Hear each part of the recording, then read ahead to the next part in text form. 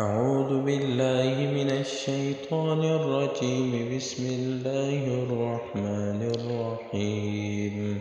سبح اسم ربك الأعلى الذي خلق فسوى والذي قدر فهدى والذي أخرج المرعى فجعله غثاء أحوى سنقرئك فلا تنسى إلا ما شاء الله إنه يعلم الجهر وما يخفى ونيسرك لليسرى فذكر إن نفعت الذكرى سيذكر من يخشى ويتجنبها الأشقى الذي يصلى النار الكبرى ثم لا يموت فيها ولا يحيا قد أفلح من تزكى وذكر اسم ربه فصلى بل تؤثرون الحياة الدنيا والآخرة خير وأبقى إن هذا لفي الصحف الأولى